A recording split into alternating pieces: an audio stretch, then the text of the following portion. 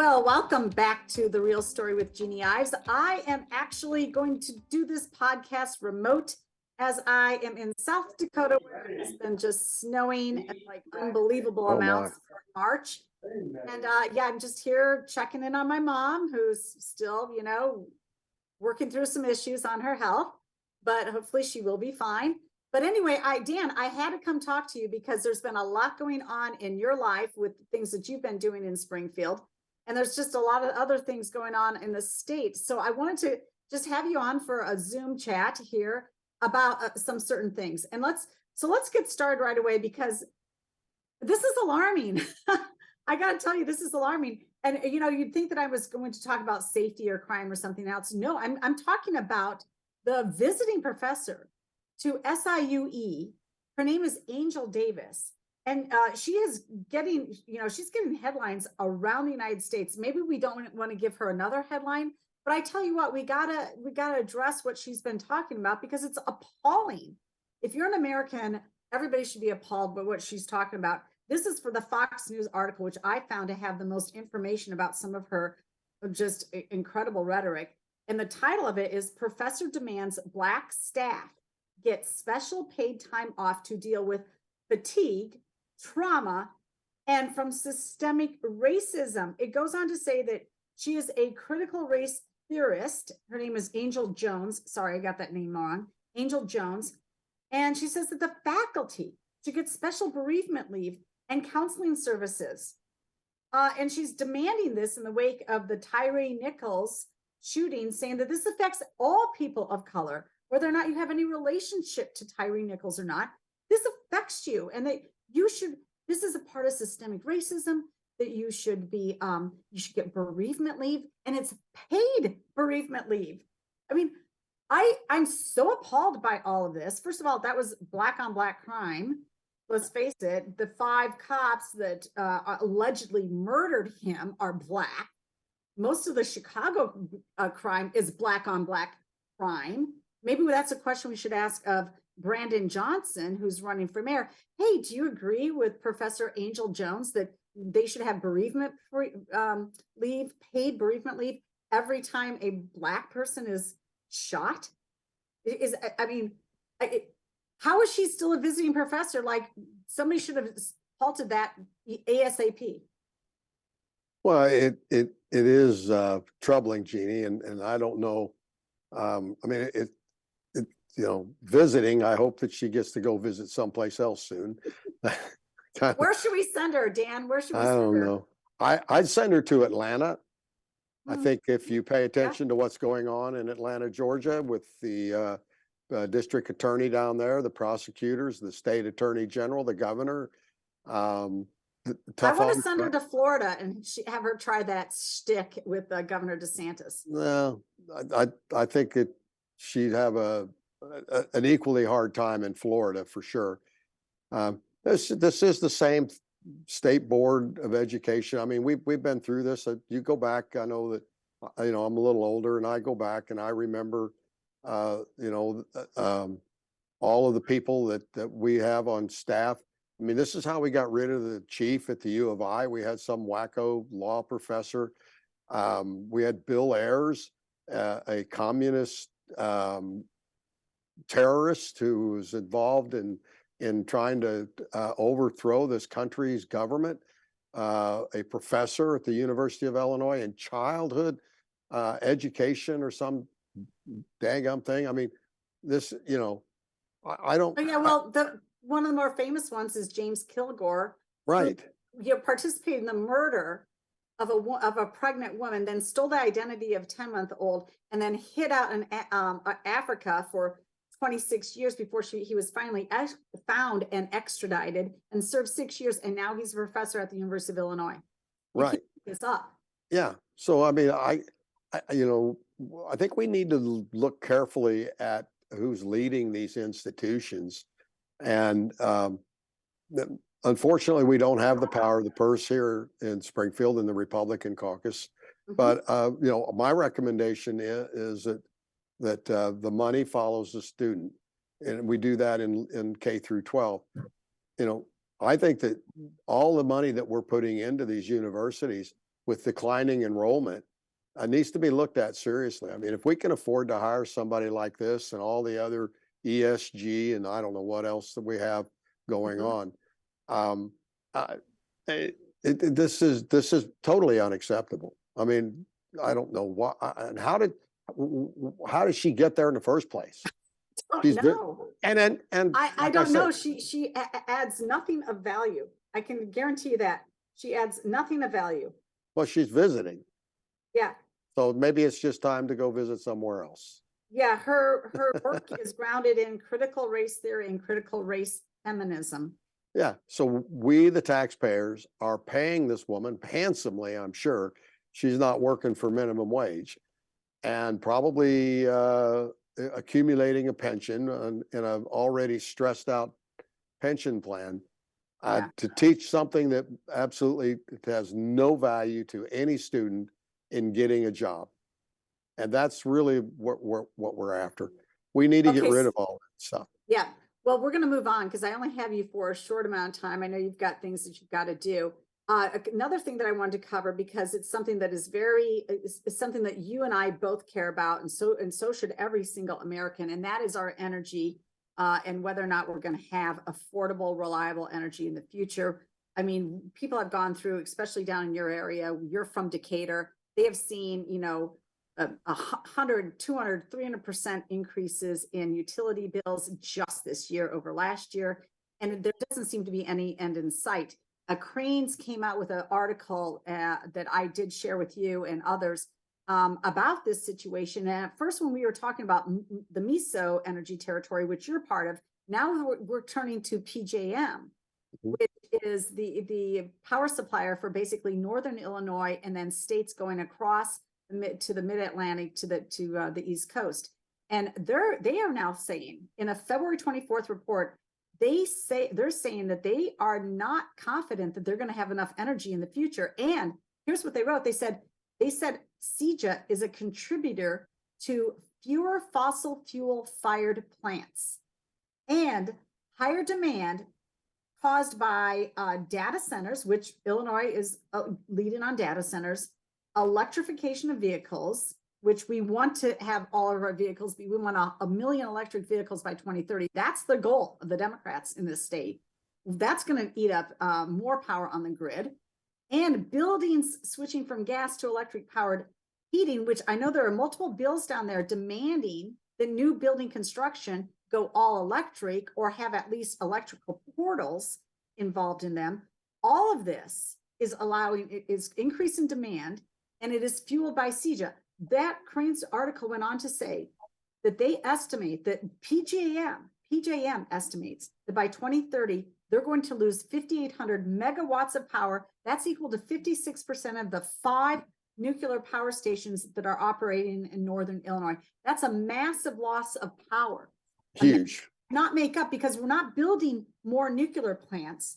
We're shutting down coal. We're shutting down natural gas artificially and irrationally. This does not bode well for consumers. They call in this article, PJM actually said Illinois' aggressive decarbonization timetable represents the largest policy-driven cause of plant closures among several other federal and state initiatives. So compared to the federal government, compared to other states that are kind of going down this route, our bill, Illinois' bill, that Democrats and unfortunately Republicans passed, that you fought against, is the major contributor, the largest contributor to the shutdown of power in the PJM market, which goes all the way across to the East Coast. I mean, what the hell's going on down there? Is anybody talking about these Cranes articles? Because they're doing a really good job of articulating this. And I mean, I think you sit on public utilities. Mm-hmm. Have they talked about this, or is it just, I know, rainbows and unicorns? Yeah, well, there's a lot of rainbows, not many unicorns, fortunately. I did print off the article you sent me, and I handed it out to members of the Public Utilities Committee, so they know. Energy and the environment, we have a lot of cross-pollination between the two committees, so most every member of those two energy committees have seen that article. We did finally get a bill passed out of committee that would open the door for future nuclear power plant expansion in Illinois. It's taken 2 or 3 years actually, and that we fought and fought and fought over this in committee. We finally got it done this year. Nothing is going to happen probably for 8 or 10 years, but we need to get this bill passed and signed by the governor to let these industries know, let the power industry know that we're open. We're going to be open for business. And when you want to come here and you want to invest and you want to build one of these modern nuclear power plants, open arms. Let's all of the above. We need to embrace this new technology. But yeah, I mean, you were with us on the energy tour, Jeanne. When we visited the coal mine and a power plant and the nuclear plant in Clinton. It's in my district. We've been sounding the alarm almost for 2 years now. And well, here's the problem. You remember that tour? Every place that we visited, they said they were operating at max capacity. They couldn't even do more if they wanted to do more. And yet we were shutting down. And so where is that going to come from? We can't, I think it's great. It's probably one of the most important things that they're doing this year, which is putting forward a bill to expand nuclear power. Great. I'm all for that. That's terrific. That's probably the most significant thing they'll do all year. But that's years to take. Right. To plan for that and to get federal approval of. So that's years in the making. At the same time, they are still shutting down other sources of energy, and we don't have enough. Well, that's the real problem. And then we continue to do that, and we've got other shutdowns planned. And when these companies know that the lifespan or they have an end date on their equipment, they're not going to be putting hundreds or thousands or millions of dollars into maintenance just to know that we're going to keep this thing running for another 5 years. Screw it. We'll let her run and we'll keep her safe for our employees. But what the heck, this thing might go offline in 3 years or 3.5 years and not even make it the full 5 years. This is what I fear. And one of the things that's been probably the most problematic for me is that PJM, or MISO, whichever, they claim they don't have the authority to keep these plants open. So when the governor and the legislature demands that these power plants close, which severely affects all of our energy costs, the regulatory agency says, well, we don't have the authority to keep them open. That has to come from somebody in DC. The ICC says, well, we don't regulate it. The power agency that we pay people, I don't know, 35 people, and I'm sure they're making 100, 150, 200 grand a year. They say, well, we just kind of keep track on things. It's so confusing to people, but it's also very disappointing. There is no agency willing to stand up in Illinois to tell the governor, to tell the Democrats, you're destroying people's lives. You're bankrupting businesses. We had the grocery store go out. So what was the answer? Remember what the answer was? No. We're going to put $200 million into. Oh, yes. Yeah. Yes. Well, if it's appropriated, not yes. but we're going. So that's like $35 a month for 5 months to the consumer. I mean, when your power bill's gone up $150, $200, $300 a month, and sometime in July or August, if the money's appropriated, by golly, Big Daddy Warbucks is going to give you 15 or 20 or 30 bucks. I mean, it's terrible. And well, let's go back to this. I mean, you say that the power companies say they have no authority to keep additional suppliers online, and they don't. They, if the natural gas plant hits its emission standard, then it really can't, I guess, ask for a waiver to get that done. If a coal plant has to retire because it is considered to not meet other standards as well, which actually A lot of our coal plants are some of the cleanest in the world, let's face it. And then we have to have there's a whole other discussion we had about climate change, by the way, which, America overall is doing fantastic, and India and China is just doesn't care whatever. So that's, we're just harming ourselves in some respect on these. But my point is, they say they don't have the authority, but they do have power. They do have power. And until they wield that power forcefully, but instead, you've got sometimes by Pritzker today in the Sun-Times, an op-ed saying, shame on the utilities for asking for $900 million in more support from ratepayers. We expect them to be accountable. Well, does he not understand how the market works? You are limiting supply, Governor. What do you think is going to happen when demand has not changed? In fact, demand gets greater. What do you think is going to happen with the price? Right. Well, that's exactly right, Jeannie. Econ 101.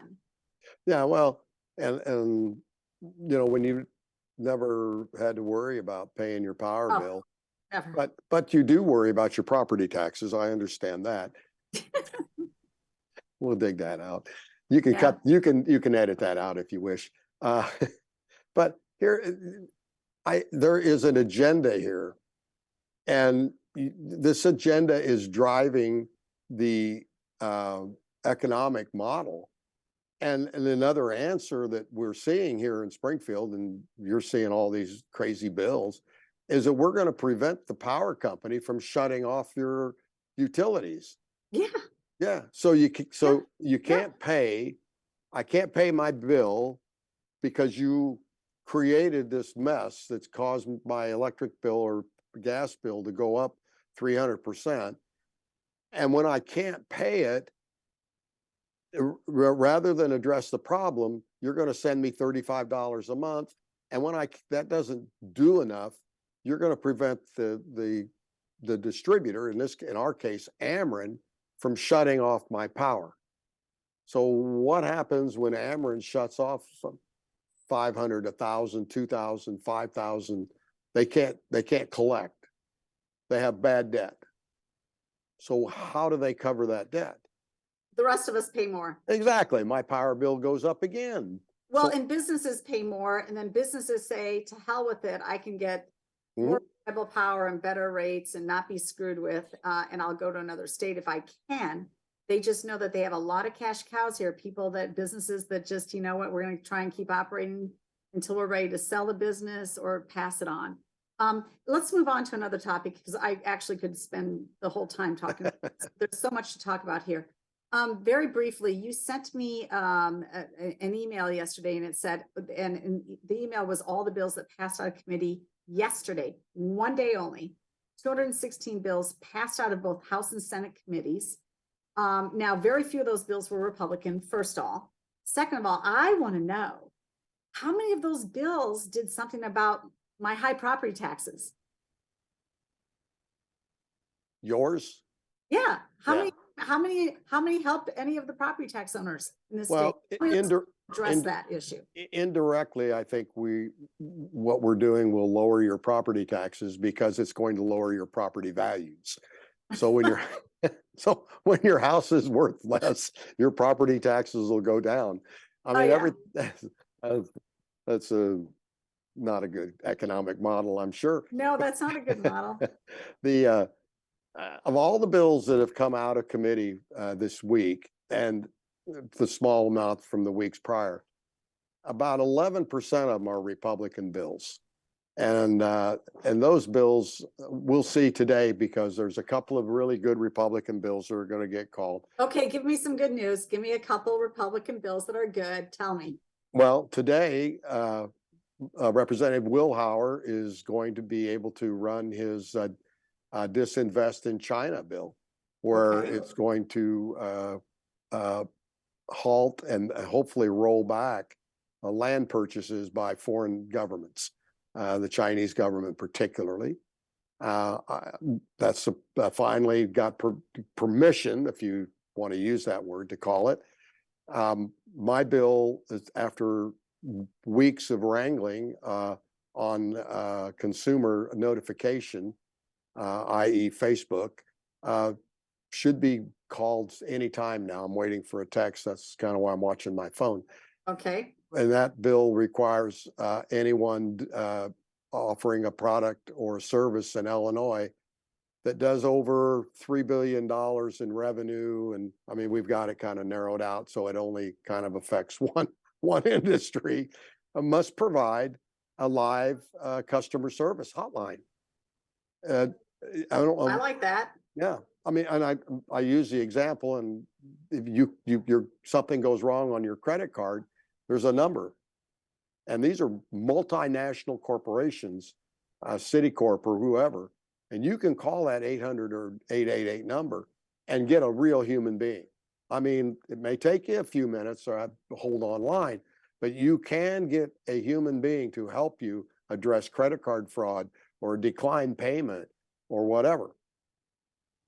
You can go buy a $49 toaster at Target and plug it in, and it doesn't work.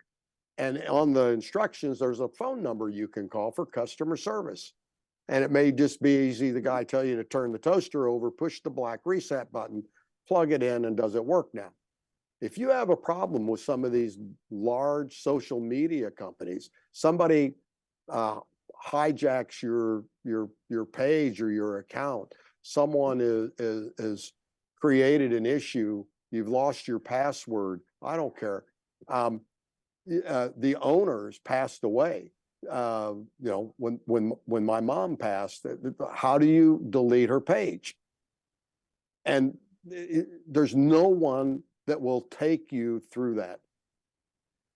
So what my bill says is that there has to be someone that answers that phone and helps you fix your problem within so many days. Well, that should pass unanimously. Well, there's some issues with it. Some people don't like it. Okay. So, Okay. With the little bit of time that we have left here, I wanted to, you are embroiled in a really monumental and important lawsuit concerning that gun ban bill that went into effect in January, with at the very last moment of the lame duck session, and it, basically outlaws hundreds of different types of weapons. And so Governor Pritzker signed it. He is actually one of the defendants on your lawsuit. indeed. You guys had a huge ruling last week, and where the local judge said essentially, this is an invalid law now. It is void. So tell us about what you did. Tell us about where that lawsuit stands and what is your expectation going forward. Well, thank you. This is a big deal for everybody in Illinois. We took a lawsuit that was successful in Effingham, and with the lawyer's permission that filed that case, we took that as a template for what we did. My attorney, Jerry Stocks in Decatur, looked at that bill and decided that we could make it a little better and we could do it a little differently so that we could get every FOID card holder, every legal gun owner in Illinois out from underneath this unconstitutional bill. We attacked it on equal protection in the Illinois Constitution. I want to be clear. Mm-hmm. This is not a federal case. The federal lawsuits are Second Amendment stuff, and it's going on in the Southern District. We went to the Illinois court system and we presented our argument that this law violates the equal protection and special legislation provisions in the Illinois Constitution. Okay. The Attorney General defended the governor and the speaker and the president in this lawsuit and lost. They lost. So we essentially made our arguments, and the judge agreed with us that this law violates the Illinois Constitution, and therefore it is, and I'm going to use the legal term, facially unconstitutional. That means that it applies to all. Okay. And so that's where we are. The Attorney General. There was some disagreement about that among other pundits, so to speak, whether or not it applied to everybody. And you're saying that the judge's ruling, as it stands right now, it is null and void until the Supreme Court makes a decision. There's no TRO on it. There's no nothing. It's just as if the law never was even signed. And so until the Supreme Court takes it up, it's like, hey, even I living in Wheaton, I can go out and purchase one of those weapons, is what you're saying. Well, that Somebody in can sell essence it is, to me as well. that's in essence where we are. Okay. What we're dealing with at the moment is a lot of uncertainty. There are obviously the Attorney General and the Governor are doing their best to confuse people, so to speak, because they don't want you or anyone else to go out and buy one of these rifles, semi-automatic rifles or shotguns while this appeal is going on. So Have they threatened business owners? Have they threatened? They have not. On They have not yet. that topic? Not yet, but you have to understand that every FFL, every business owner Hmm? also has a state license, not just a Yes. federal license. Now we have a state license. And the governor and the attorney general being deceptive, I guess is a good word, Hmm? in not owning up to the facts of this case have created a lot of uncertainty in the market and in Illinois. There's no restraining order. You can't get a restraining order on something that doesn't exist. The law is essentially unconstitutional. So we're fighting through that. We hope that as time goes on here, people will become a little more informed.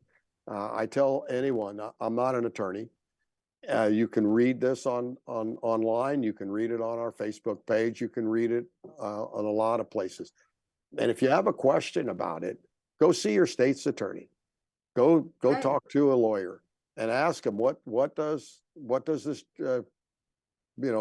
this ruling mean, and what does the appeal mean? And we're very confident that people will come to the right conclusion. So we're going to do that. I think that you had said also that you expect the Supreme Court to possibly take it up in May. Yes. So the Attorney General filed their appeal immediately, which we would have filed our appeal immediately had we lost. Mhm. But they filed their appeal immediately. The Illinois Supreme Court has to accept the appeal. They cannot, like the U.S. Supreme Court, say, no, we don't want it. They have to take it because this is about the constitutionality of a law. So it's been accepted. A timetable has been set up for the exchange of legal documents between us and the defendants. And this will be heard in the May term. So sometime in May, the Illinois Supreme Court will make a decision. Was Judge Forbes right? And uphold his decision. And if he does, if they do, the law is permanently gone. If they don't, then we're right back where we started. Well, it's going to be an interesting few months as the federal lawsuit winds its way through as well. And then you have the state lawsuit. I think one may nullify the other lawsuit from going forward. And so thank you for taking on this fight. I know that it wasn't an easy fight to take on, that there's a lot of other entities making the same fight, but you saw a different path forward and you're going to get a quicker resolution, which I appreciate. And so he may be slapped down on not only on this law, but he may also be slapped down next week. And we're going to find out on that Safety Act, which apparently is also under consideration. Has there been any discussion, Dan, about that Safety Act and the legal challenges to it that are supposed to be heard next week? Any rumblings down there in Springfield? Crickets. Of course. Yeah. I mean, they know what they've done. I think they clearly understand the problems they've created. They got their high fives for doing it under the cover of darkness. And if it gets struck down, then they're going to just blame the wacky Republican right-wing extremists who don't want to help minorities stay out of jail. And farthest thing from the truth, we don't want to put people in jail that don't belong in jail. Right. But we want to give the judicial branch, the judges in these cases, the leeway for their judgment. And that's kind of where we're going with that case. Okay, so, well, thank you so much for joining me on the Real Story with Jeanne Ives. I really appreciate it. I hope that there is some watchfulness down there, because in both of those court cases, one of the issues that was brought up for why it is unconstitutional is the fact that they did not have 3 separate readings on 3 separate days prior to its passage. And those are Madigan's rules. That's what he had been operating for 50 years. And they got caught. They got caught. So it will be interesting to see, at least I would think it would be interesting to see how they operate towards the close of session as the, things heat up and they have to get work done, and they try and pretend that they had 3 readings on 3 separate days when all they did was gut a shell bill or gut another bill and pass it anyway. So I hope your caucus is watching for that. We are. Do a lot more of lawfare against these guys for the way that they pass legislation. And that is not an issue in our case, but it is an issue in the other 3 Yes, lawsuits. So, and also in the Safety Act lawsuit. And nothing that we've done impedes that lawsuit from going forward on those issues. And they need to be heard. We need to get the Illinois Supreme Court to rule on this unconstitutional process of just gutting and replacing and pretending like everything's okay, because it's not. Yeah. Well, yeah. Oh, I'm sorry. I got to put a final note on this, because Rich Miller decided to come after a few of us. He's a big blogger. For people who listen to my podcast, don't know who he is.